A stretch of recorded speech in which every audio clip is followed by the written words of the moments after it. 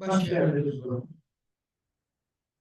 Değerli katılımcılar, müdürlüğümüz tarafından 2021-2024 arası dönemde Erasmus Plus K220 okul eğitimi stratejik ortaklıklar alanında yürüttüğümüz Included Schools Promoting Inclusive Schools in Europe Through Universal Design for Learning and Service Learning başlıklı projemizin online çoğaltıcı etkinliğine hepiniz hoş geldiniz. Ben Anamur İlçe Milli Eğitim Özel Büro Proje ekibinden Murat Ay. Toplantı esnasında akışın etkilenmemesi adına mikrofonlarımızı kapalı tutmanızı rica ederiz. Ayrıca varsa sorularınız lütfen not alınız. Anlayışınız için teşekkür ederiz. Şu anda İlçe Milli Eğitim Müdür Vekilimiz Sayın Ali Bulut, kaymakamlıktaki toplantılarından dolayı aramızda bulunamayacaklar maalesef. Dolayısıyla açılış konuşmasını yapmak üzere sözü Anamur Özel Büro Proje ekibinden proje sorumlusu Ayhan Sezdirmez'e bırakıyor. Buyurun Ayhan Hocam. Teşekkür ederim. Katılımcı tüm arkadaşlarımıza hoş geldiniz diyorum. Anamur İlçe Milli Eğitim Müdürlüğü olarak, Anamur ilçesi olarak özellikle 2010 yılından bu yana müdürlüğümüz ve ilçemiz Erasmus farkındalığı olan bir ilçe. Her yıl okullarımıza Erasmus projesinin hazırlanması konusunda özel destek vermeye çalışıyoruz ve olabildiğince her yıl okullarımızdan projenin geçtiğini sevinciyle öğreniyoruz. Anamur'dan belki Bozyazı'ya, belki Mersin'e gitmemiş, Ankara'ya gitmemiş olan çocuklarımızı, yüzlerce çocuğumuzu Avrupa'da bu deneyimi yaşamalarını sağlıyoruz. Öğretmenlerimizin aynı şekilde hem mesleki gelişimlerini hem kültürel farkındalıklarını sağlamak adına yurt dışı çalışmalarında destekliyoruz. Bunun yanında da hazırlanan projelerin içeriklerine göre de yaptığımız projeleri okullarımızda eğitime entegre etmeye çalışarak Erasmus sürecinde ciddi anlamda katılım sağlıyoruz. Bugün de Include Schools projemizin daha önce yüz yüze yaygınlaştırma çalışmasını gerçekleştirdik. Projemiz bugün 31 Temmuz itibariyle son buluyor. Sanal yaygınlaştırma çalışmasını da bugüne denk getirdik ve yapmaya çalışıyoruz. Hepinize katılımınız için teşekkür ediyorum. Evet, Ayhan öğretmenimize açılış konuşmalarından ötürü teşekkür ediyoruz. Şimdi de Erasmus Plus program tanıtımını yapmak üzere sözü özel büroda görevli proje ekibinden Mesut Budak öğretmenimize bırakıyorum. Buyurun Mesut Hocam. Murat Hocam çok teşekkür ederim.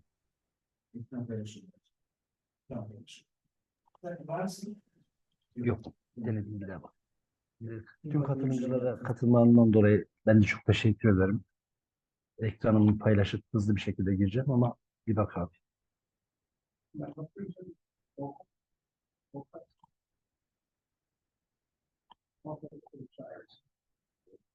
Açtın mı?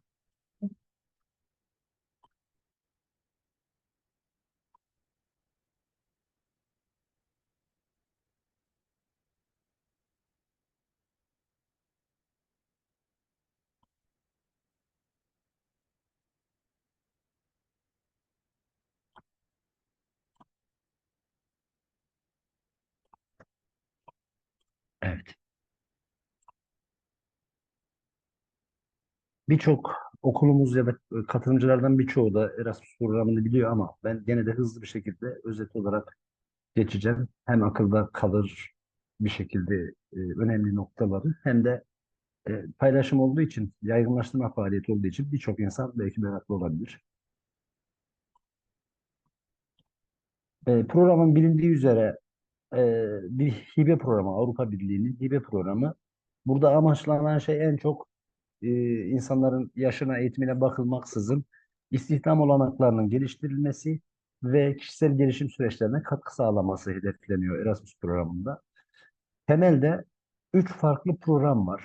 Bunlar K1, K2 ve K3 başlıkları altında incelenebiliyor. Merak edenler için birçok alt başlık var. Sadece şunu söyleyelim. K1 türünde bireysel öğrenmeyi hedefleyen kişisel projeler öncelikli. K2'lerde kuruluşlar arası işbirliğini destekleyen projeler ki Includer projesi de K2 türünde ortaklık içeren farklı organizasyonları bir araya getiren büyük ölçekli 220 türü bir projemizdi. K3'te politika yapıcıları bir araya getiriyor. Daha çok gençlik alanına dönük bir proje türü. İlgilerinin daha detaylı ilgilenen insanlar tabii ki burada alt başlıkları inceleyip tekrar göz gezdirebilirler. Biz kuruluşlar arası işbirliği ortaklıklarında özellikle ilçemiz daha fazla bununla ilgilendiği için buna bir kısaca değinelim. Bunlar 220 ve 210 türü olmak üzere birisi büyük ortaklıklar, öbürü de küçük ölçekli işbirliği ortaklıkları diye geçiyor. Ve burada da hedef katılımcı kuruluşların el birliğiyle yeni ürünler ortaya çıkarmalarını hedefliyor. Yani proje bu çıkarılan ürünlerle de hedeflediğimiz kitleye yeni eğitim ya da iş olanakları sağlaması hedefleniyor. Kişilerin Erasmus programı kişilerin tek başına birey olarak yaşamadığını ve birçok toplumsal yaşamda karşılaşacağı kuruluşlar ya da farklı koşulları göz önünde bulundurmamızı bekliyor. Yani bir bireyin burada görüldüğü üzere hayatı sadece okul değil, hayatı sadece iş hayatı değil ya da sosyal ortamları, çalışma hayatı, okul hayatı hepsini hedefleyebileceğimiz değişik proje türlerine katkı sağlayabiliyorsunuz. Bunları hazırlarken, projeleri hazırlarken eğitim yani hayat boyu öğrenmeyi en başta çekirdekte merkezde tutarak kenarda verilmiş olan birçok alanı kullanarak yeni projeler oluşturabiliyoruz ve Avrupa Birliği'ne bunu teklif edebiliyoruz. Includer projesinde bu alanlardan birçoğunu hedeflemişti zaten. İşbirliği ortaklıklarında yatay önceliklerimiz var. Yani projeyi hazırlarken aslında dört temel öncelik var. Bunlardan birincisi dahil etme ve çeşitlilik diyoruz. Daha fazla dezavantajlı bireyleri hedefliyor bu tür projeler. Örnek verelim, sağlık problemi olanlar, toplumsal dezavantajlılar, cinsel eşitsizliği olanlar, dinsel ayrımcılığa uğrayanlar veya coğrafi zorlukları bulunan insanları hedefleyebiliriz. İkincisi dijital dönüşümü hedefleme. Burada da kurumların ortak alanda dijital gelişimi veya dijital alana geçişi destekleyen projeler sunmalarını içeriyor. Üçüncü alan sivil hayata katılımı desteklemek ya da demokrasi projeleri de diyoruz. Burada aktif vatandaşlık ya da sosyal ve kültürel yeniliklerin, eleştirel düşüncenin ve medyanın hepsinin geliştirilmesi hedeflenebilir. Tabii ki önemli bir alan yatay önceliklerden iklim değişikliği ve çevreyle ilgili konular. Ee, Bunlarla ilgili farkındalığı hedefleyebiliriz ya da geleceğe dönük sürdürülebilirliği hedefleyen değişik sektörlerde, tüm eğitim alanlarında bu yatay önceliklerden herhangi birisi ya da birkaçı hedeflenebiliyor. Sektör öncelikler dil öğrenimi yapılabilir, STEM yapılabilir, yenilikçi öğretim biçimleri, erken çocukluk ya da gençlik dönemi eğitimini hedefleyen birçok proje türüne öncelik verilebiliyor. Okul eğitimi alanını hedeflediğimiz projeleri hazırlarken en azından bir yatay öncelik ya da bir tane sektörel öncelikle birlikte seçilmesi gerekiyor. Bütçe kısmında çok anlatmaya gerek yok. İlgililer zaten bunu çok kolaylıkla forum açtıkları zaman görebiliyorlar.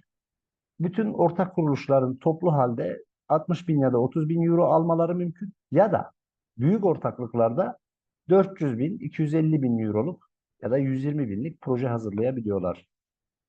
Ve projelerin süresini 12 aydan 36 aya kadar seçebiliyorsunuz.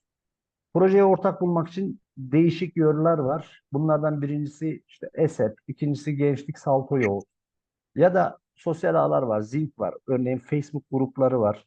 Hatta bizim özel büromuzdaki birçok arkadaşımızın da ilçemizde birçok arkadaşın da bizim kendimizin üyeleri kabul ettiğimiz gruplarımız da var Facebook'ta.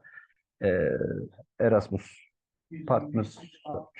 Evet, vardı. E, Ben kısaca çok uzatmadan burada bitireceğim. Zaten herhangi bir şekilde projeye başvurmayı düşünen insanlar, örneğin Ekim dönemi ilk haftası başvurular olduğu için form açtığı zaman bütün türleri, süreleri hepsini görebiliyorlar. Tüm katılımcılara değerli zamanlar için çok teşekkür ederim. Evet, Mesut öğretmenimize konuşmalarından dolayı teşekkür ediyoruz.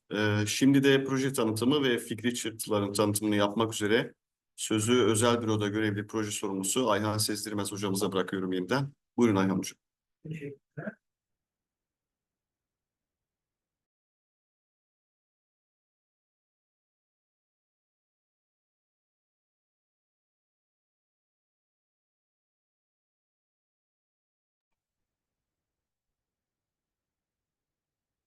Tekrar merhaba.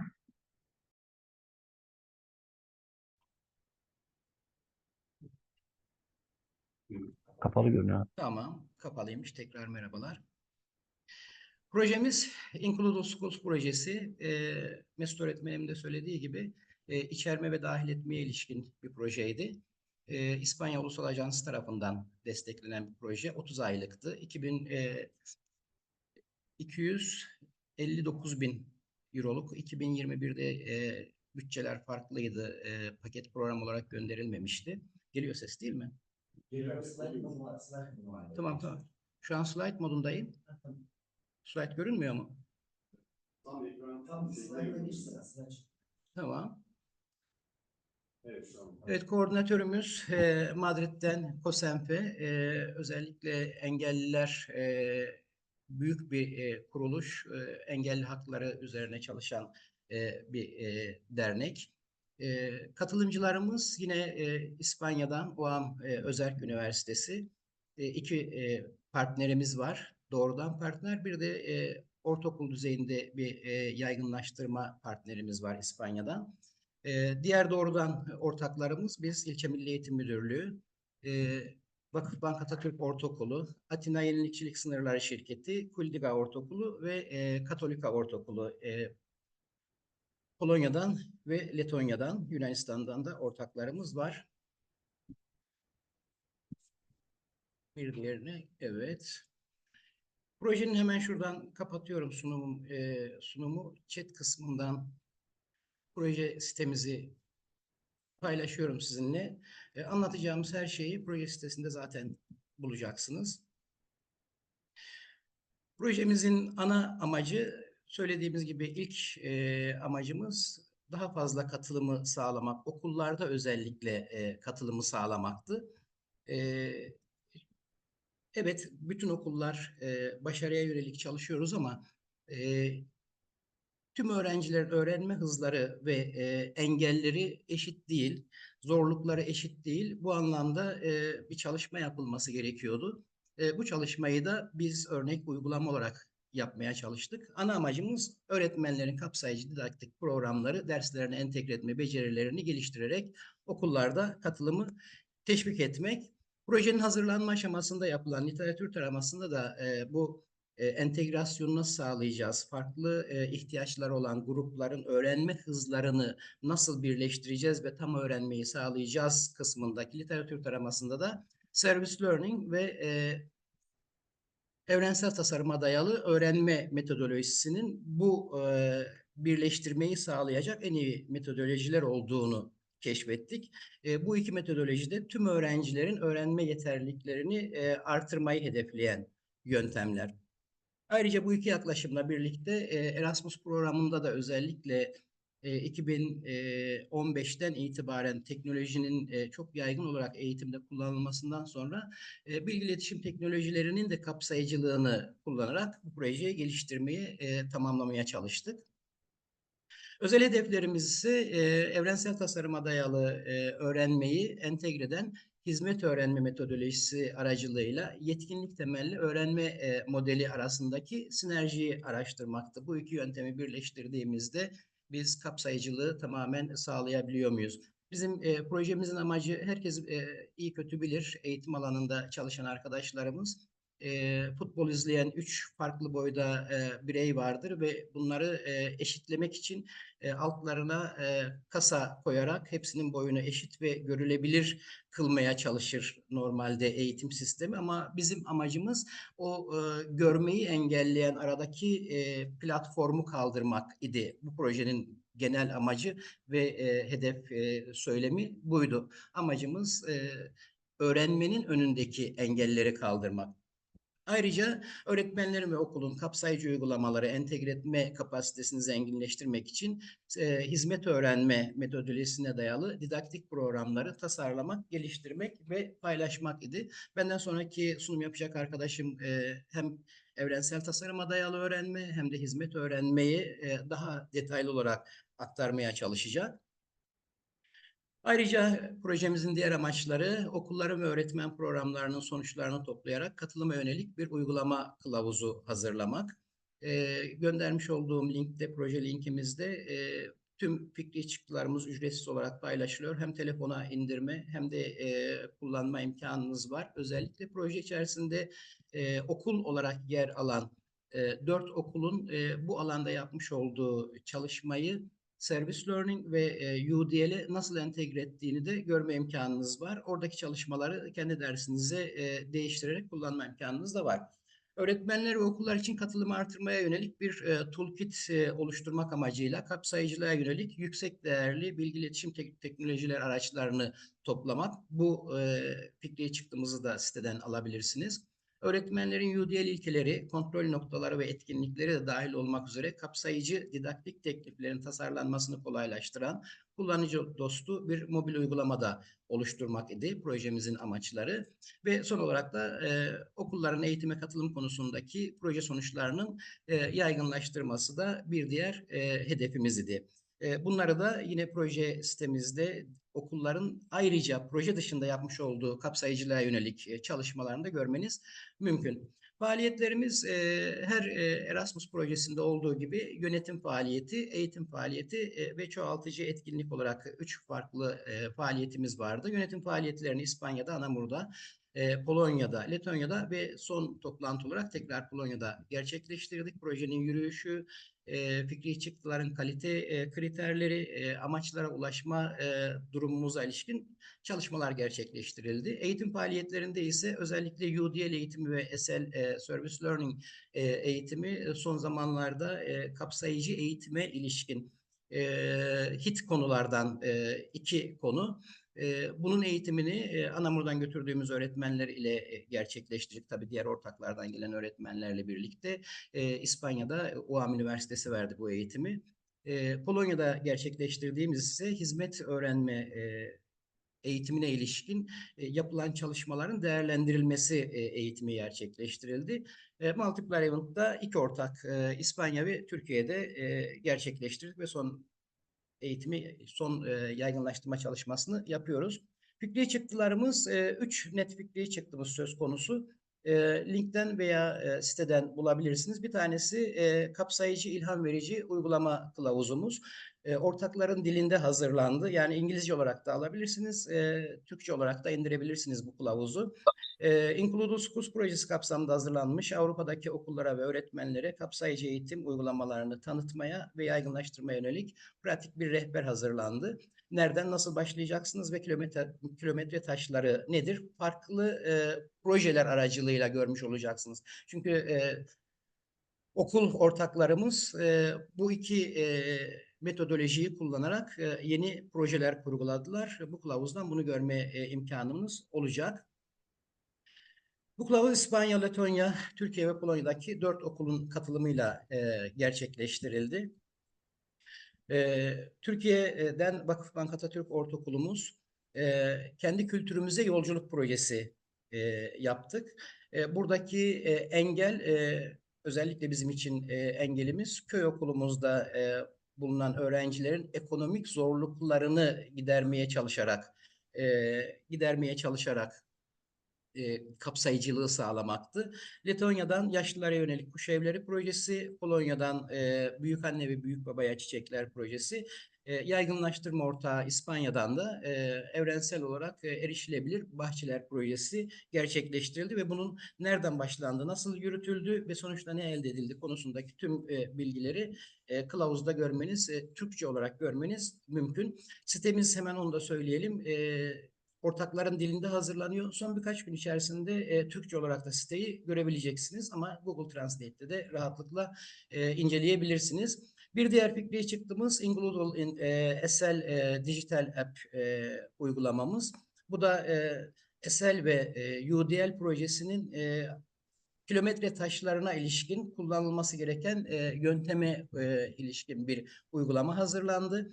Hizmet öğrenme ve öğrenme için evrensel tasarım aşamalarını, uygulama yöntemlerini, app uygulama üzerinden nasıl gerçekleştirileceğini gösteren bir uygulama yapacak öğretmenlere adım adım rehber bir mobil uygulama hazırlandı. App Store'da ve Google Play Store'da görmeniz mümkün. Bununla birlikte hem Service Learning hem de UDL'in ekstra yapılması gereken ve yapılmış olan projeleri de inceleme imkanınız var kendi sitelerinden.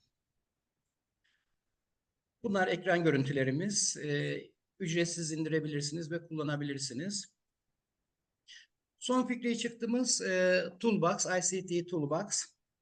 Kapsayıcılık için bit araç kutusu olarak isimlendirdik. Eğitim ortamlarında kapsayıcılığı teşvik etmek için tasarlanmış bir dizi bilgi ve iletişim teknolojileri aracını bu proje için birleştirdik. Amacımız tüm web araçlarını bir uygulama içerisinde toplamak değildi. Sadece rehberde yayınlanmış olan bizim öğretmenlerimizin kullanmış olduğu ve nasıl kullandığına ilişkin uygulamaları ve web araçlarını görme imkanınız olacak Toolbox içerisinde. Siz eğer kendi projenizi tasarlarsanız, bu iki metodolojiyi birleştirerek kendi projelerinizi tasarlarsanız başka araçlarda kullanma imkanınız var. Kendi hem ana dilinde bu araçların nasıl kullanılacağı hem de ortak dil İngilizce olarak nasıl kullanılacağına ilişkin farklı web araçlarını, uygulama yöntemlerini burada görmeniz mümkün. Evet, benim sunumum bu kadar. Katılımınız için teşekkür ediyorum. Ayhan öğretmenimize konuşmalarından dolayı teşekkür ediyoruz. Şimdi de sözü evrensel tasarıma dayalı öğrenme ve UDL Service Learning sunumunu yapmak üzere Vakıfbank Atatürk Ortaokulu'ndan proje irtibat kişisi Okan Gültekin'e bırakıyorum. Buyurun Sayın Hocam. Herkese merhabalar. Ben Okan Gültekin, Vakıfbank Atatürk Ortaokulu İngilizce öğretmeni. Aynı zamanda proje yürütücüsüyüm. Ben size kısaca öğrenme için evrensel tasarım, projede kullandığımız öğrenme için evrensel tasarım ve toplum hizmetiyle öğrenme konusunda kısa bir bilgi vereceğim.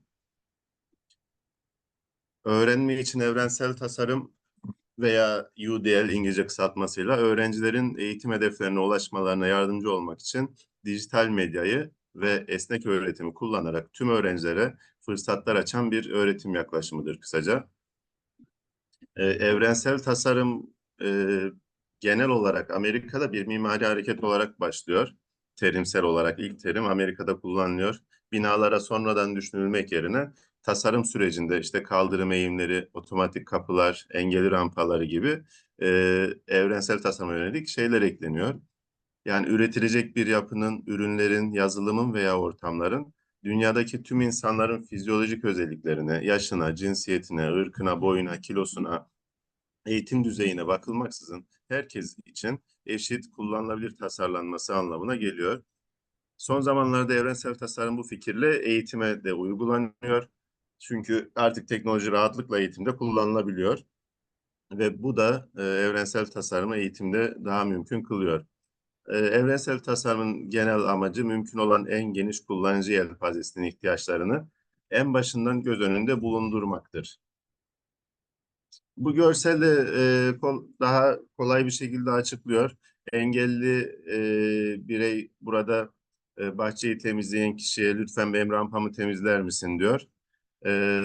Bu temizlik görevlisi de diğerleri bekliyor. Önce onları temizleyeyim, ondan sonra senin rampanı temizlerim diyor ve burada engelli birey de eğer benim rampamı temizlersen herkes oradan geçebilir diyor. Yani aslında evrensel tasarımda buna yönelik bir eğitim uygulamalarında aslında e, herkes için, çoğunluk için değil de ihtiyaçta olan bireyler için bir şeyler yaparsak zaten çoğunluk bir şekilde takip edecektir. Özel ihtiyaçlı kişiler için bir yol açmak aslında herkesin yolunu açmak demektir diyebiliriz. Eğitimde öğrenen merkezli olmak da çok önemlidir. Bu açıdan UDL öğrenim merkezi alan ve farklı öğrenme ihtiyaçlarına cevap veren kapsayıcı bir tasarım olarak her öğrenciye ulaşabilmemize yardımcı olmaktadır. Yani kısaca öğrenemeyen öğrenci yoktur. Öğrenmeye elverişli olmayan öğrenme ortamları vardır UDL'e göre. UDL'in 3 temel ilkesi var. Bunlar katılım ilkesi, temsil, eylem ve ifade ilkesi. Temsil ilkesinde bilgi edinmenin çeşitli yolları sağlanıyor. Burada öğretmen bir işte konusu beyin, beyinle ilgili sınıfta neler yapacağını düşünürken bir ilk olarak farklı öğrenme türlerine yönelik önce fiziksel bir model kullanıyor. Daha sonra diyagram kullanıyor. Daha sonra bir film kullanıyor, video film. Yine teknoloji kullanarak bütün öğrenmeye yönelik bütün kişilere hitap ediyor. Eylem ve ifade ilkesinde öğrenme seçenekleri sağlıyor öğrencilere. Birine direkt anlatarak, diğeri telefonla, bireysel, bilgisayarla öğreniyor. Onlara destek sağlıyor her birine. Yine onlara öğrenme görevlerini farklı şekillerde yaklaşıyor. Burada öğretmen öğrencileri fiziksel yeteneklerine, öğrenme profillerine veya dil becerilerine en uygun modu seçiyor. Yine onlarla ilgili iletişim seçenekleri sağlıyor. Video, makale, sözlü açıklama, görsel sunum yoluyla bildiklerini anlatmalarını sağlıyor. Katılım ilkesinde de motivasyon, kendi kendini düzenleme, öz değerlendirme ve geri bildirim alt ilkelerini uyguluyor. Kısacası öğrenme için evrensel tasarım modeli, mimaride ortaya çıkmış olan evrensel tasarım yaklaşımının beyin araştırmaları ile desteklenerek eğitime uyarlanmasıdır diyebiliriz. Eğitim programları tasarlanırken öğrencilerin bireysel farklılıkları göz önünde bulunduruluyor ve alternatif etkinlikler hazırlayarak herkesin öğrenme sürecine katılımı sağlanıyor. Az önce Ayhan Hocam'ın bahsetmiş olduğu bu görsel işte. Burada müfredat hazırlanırken UDL'i bu müfredata entegre etmezsek bu şekilde bir eğitim sürecini görebiliyoruz. Öğretmenler BEP'lerle yani bireysel eğitimlerle kendi ellerinden geldiğince bu öğrenciyi diğerleriyle eşit imkanlar sunmaya sağlıyor. Tabii bu süreçte öğretmen de yoruluyor. Ona ayrı bir şey yaparken zaman da gidiyor ve eğitim biraz daha kalitesi düşüyor da diyebiliriz. Ancak burada UDL ilkeleri öğrenme sürecinin önündeki engelleri kaldırarak eğitimi daha kapsayıcı ve eğitici hale getiriyor. Yani müfredatı UDL ilkelerini takip ederek tasarlarsak kişiye özel düzenleme ihtiyacını etkili bir şekilde ortadan kaldırabiliriz. Herkese yönelik bir eğitim olur. Bu öğrenme için evrensel tasarımdı. Şimdi yine kısa bir şekilde hizmet öğreniminden bahsedeceğim. Hizmet öğrenimi nedir? Hizmet öğrenimi SDG 4'e ulaşmak için çok önemli kapsayıcı bir stratejidir. Dolayısıyla hizmet öğrenimi yoluyla kapsayıcı bir eğitim oluşturabiliriz. Hizmet öğrenimi bir metodoloji veya didaktik stratejiden çok daha fazlasıdır. Hizmet öğrenimi topluma hizmeti eğitim müfredatıyla bütünleştirerek öğrencilerin edindikleri müfredat bilgilerini uygulayarak ve deneyimlerini yansıtarak topluma bir hizmet sunmalarını sağlar. Bizim daha öncelerde daha etkili olarak kullandığımız işte toplum hizmeti çalışmaları diyebiliriz kısaca hizmet öğrenimine. Hizmet öğrenimi toplum hizmetini akademik öğrenimle bütünleştirir. Öğrenciler deneyimlerini yansıtırken ve bunları dersleriyle ilişkilendirirken toplumun ihtiyaçlarını karşılayan anlamlı hizmet projelerinde yer alırlar. Hizmet öğrenimi yalnızca gönüllü bir program olarak sunulan bir hizmet değildir. Aynı zamanda topluma yönelik bir hizmettir. Yoksulluk ve cinsiyet gibi bazı sosyal sorunlar hakkında ortak bir çalışmanın parçası olan öğrenme veya akademik projedir. Hizmet öğreniminin de unsurları var aynı UDL'de olduğu gibi. Bu unsurlar işte toplum hizmeti, akademik öğrenme, öğrendiğini yansıtma, katılım ilkeleri diyebiliriz. Hizmet öğreniminin öğrenciler için faydası nedir? İşte geliştirilmiş sosyal beceriler, artan akademik katılım, gelişmiş eleştirel düşünme, kişisel gelişim ve büyüme. Yine toplum ihtiyaçlarının ele alınması, katılım sağlanması, bütün kurumlarla işbirliği yaparak katılımın teşvik edilmesi, sosyal değişimi desteklemek, toplum kaynaklarının geliştirilmesi diyebiliriz. Hizmet öğrenimi eğitimdeki rolü ise ilk olarak sivil katılımı teşvik etmek. Yani sadece öğrencilerle, öğretmenlere değil, sivil katılım da teşvik ediyor. Öğrenciler sorumluluk ve aktif vatandaşlık duygusu geliştiriyor. Öğrenme çıktılarının iyileşmesi, topluluk bağlantıları kurmak ve kişisel değerlerin geliştirilmesi diyebiliriz. Uygulamada hizmet öğrenimi örnekleri. Hizmet öğrenimi öğrencilere bir fark yaratmaları için çeşitli yollar sunan birçok biçim alır. Çocuklara özel ders vermekten parkları temizlemeye kadar öğrenciler toplumun ihtiyaçlarını karşılamak için zaman ve becerileriyle katkıda bulunurlar. Bu projeler çeşitli derslere entegre edilebilir, öğrenmeyi zenginleştirir ve olumlu bir etki yaratır diyebiliriz. Hizmet öğrenimi için zorluklar ve dikkat edilmesi gerekenler, hizmet öğreniminin sayısız faydası olsa da başarılı bir şekilde uygulanması için bazı zorluklar vardır. Etkili planlama, işbirliği, dikkatli değerlendirme, etkiyi en üst düzeye çıkarmak ve öğrenciler ve topluluklar için anlamlı öğrenme deneyimleri sağlamak gereklidir. Müfredatla uyumlu, toplumun ihtiyaçlarını karşılayan ve düşünme ve öğrenme fırsatları sunan hizmet projeleri seçmek önemlidir. Eğitimde hizmet öğreniminin geleceği ise teknolojik entegrasyonlarla, yine toplum odaklı girişimlerle, disiplinler arası yaklaşımlarla ve sürdürülebilirliğe odaklanmayla daha çok gelecek vaat edebilir. Biz bu projede evrensel tasarımla hizmet öğrenmeyi entegre etmeye çalıştık. Peki nasıl? Evrensel tasarım az önce dediğim gibi bir öğrenme ortamını herkese uygun şekilde tasarlamaktı kısacası. UDL ve ESL'in eğitim projelerine entegrasyonu kapsayıcı bir bakış açısıyla çeşitli faydalar sunmaktadır.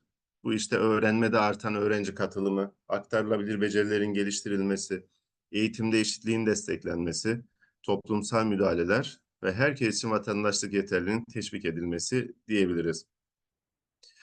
Sonuç olarak SL ve UDL'e dayalı eğitim projelerinin geliştirilmesi hem eğitim alanında hem de toplumsal katılım açısından kapsayıcı bir strateji olarak önerilmektedir. Her iki metodolojinin birleşimi anlamlı, işbirlikçi ve eşitlikçi öğrenmeyi destekleyen bir çerçeve oluşturur diyebiliriz. Beni dinlediğiniz için ve toplantıya katıldığınız için teşekkür ederim. Okan öğretmenimize konuşmalarından dolayı teşekkür ederiz. Sırada Vakıfbank Atatürk Ortaokulu'ndan proje hareketliklerine katılan Hüseyin Cihan Tümür öğretmenimizin deneyim paylaşımı var. Buyurun Hüseyin Hocam. Herkese merhabalar. Ben Hüseyin Cihan Timur. Vakıfbank Atatürk Ortaokulu'nda Türkçe öğretmen olarak görev yapmaktayım.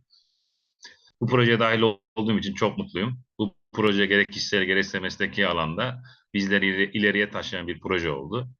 Bu proje sayesinde gerçekleştirdiğimiz İspanya'nın Madrid ve Polonya'nın Zabrze kentlerine birer toplum kültürünü gözlemlemek ve buna dahil olma fırsatı edindim. Öncelikle Madrid'e gittik. İspanya'dan dönüşte fikrimizi geliştirdik ve kendi kültürel projemizi oluşturduk. Kendi kültürümüze yolculuk adı altında çeşitli dernek ve okul ziyaretleriyle imkanı olmayan öğrencilere Anamur'daki tarihi turistik yerleri tanıttık. Polonya'ya gittiğimizde projemizin geliştirilmiş halinin sunumunu gerçekleştirdik. Polonya'da Zespol Katolik Okulu'nda bir ziyaret gerçekleştirdik. Ziyaretimizde bizi en çok etkileyen okulda bilimsel çalışmalar bir hayli fazla olmasıydı. Gelelim projemizi bana katmış olduğu mesleki tecrübelere. Proje sayesinde öğrenme için evrensel tasarım kuramını öğrendim. Türkçe dersinin yapısı gereği geleneksel öğretim yöntemleri bizleri zorlar. Bu proje sayesinde öğrencinin öncelikle kendini yazarak, anlatarak ifade etme becerisini teknoloji kullanımıyla birleştirdik. Öğrenci açısından dersin teknolojiyle birleşmesi dersi daha eğlenceli hale getirdi. Örnek verecek olursam, bir tane özel eğitim öğrencim var. Yazmayı da pek sevmiyor. Kendini ifade etme ilkesi üzerinden yola çıkarak tahtayı kendini kendini ifade etme ilkesi üzerinden yola çıkarak tahtaya bazı masal kahramanlarını yazdım ve kendisinin yeni bir masal uydurmasını istedim. Öğrencimin anlatmış olduğu masalı başka bir öğrencim yazıya geçiriyordu. Diğerleri ise çoklu katılım ilkesinden kaynaklı masalı anlık olarak canlandırmasını yapıyordu. Sınıftaki bütün öğrencilerim masalda rol aldığı için kapsayıcı eğitimin daha anlamlı haliyle gerçekleştirdik. Masalın sonunda özel öğrencime masal okuttum. Normalde okumayı ve yazmayı, yani bu tip eylemlerden pek hoşlanan bir öğrencim değil. Diğer öğrencilerim de kendileri de bu tip bir etkinlik yapmak istediler. Daha sonra anlamayı geliştirmek için görsel kelime listeleri, çizelgeler ve diğer görsel temsiller oluşturmak için Storyboard, DET gibi teknoloji araçlarını kullandım. Evrensel tasarım aynı zamanda çeşitliliğe değer veren ve öğrenciler için eşit fırsatlar sunan daha kapsayıcı ve davetkar öğrenme ortamları oluşturmaya da yardımcı olabilir. Ayrıca Türkçe dersiyle ilgili sesleş ve eş anlamlı kelimelerin çok fazla karıştırılmasına ilişkin web araçları ile bu kelimeleri toplayıp bir sunum hazırladık. Öğrenme araçları uygun seçildiğinde öğrenme öğrenci yoktur düşüncesi daha hakim olmaya başladı. Özellikle bu projede arka sırada oturan göremediğimiz öğrenciler derse daha aktif halde katıldılar. Yapılan çalışmalarda öğrendiklerinden ziyade proje sayesinde güler yüzün, hoşgörünün, samimiyetin, nezaketin tüm kimliklerimizden ne kadar üstün olduğunu bir kez daha anladım. Bilgi birikimim ve anı kumbaram zenginleşti. Bu güzel deneyim için İlçe Milli Eğitim Müdürlüğümüze ve ilçe koordinatörümüz Ayhan Sezdirmez'e, okul koordinatörümüz Okan Gültekin'e ayrıca teşekkür ederim. Beni dinlediğiniz için de teşekkür ederim. Hüseyin öğretmenimize teşekkür ediyoruz. Sağ olun hocam. Şimdi de sırada Vakıfbank Atatürk Ortaokulu'ndan proje hareketliklerine katılan diğer bir öğretmenimiz Özlem Bulut Kılıç öğretmenimizin deneyim paylaşımı var. Buyurun Özlem hocam. Herkese merhaba. Merhaba. Etkinliğimize katıldığınız için herkese teşekkür ediyoruz. Ben İspanya'nın Madrid hareketliliğine katıldım. Daha sonra da orada öğrendiklerimi sahada uygulamaya çalıştım.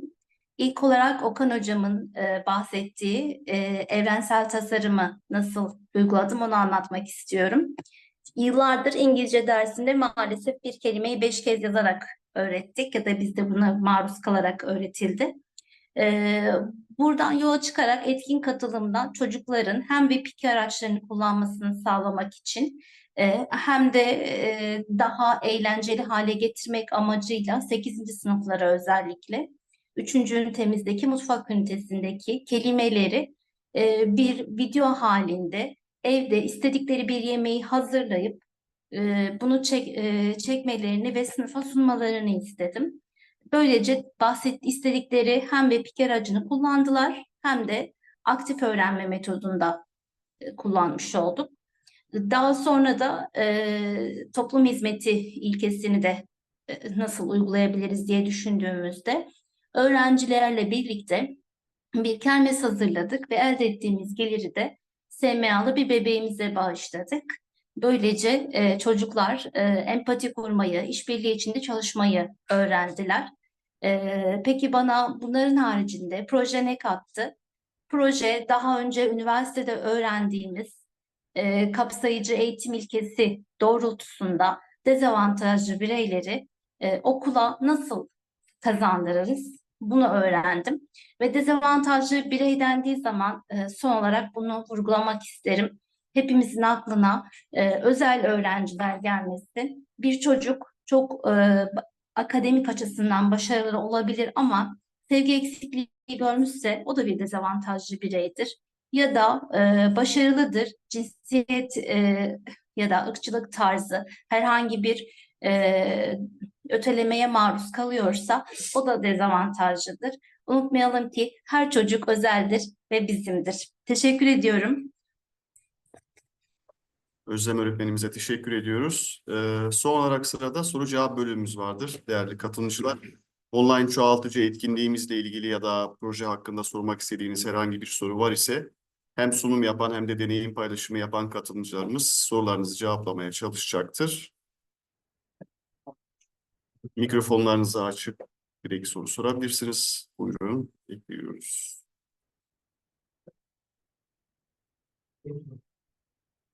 Var mıdır sorusu olan arkadaşlar?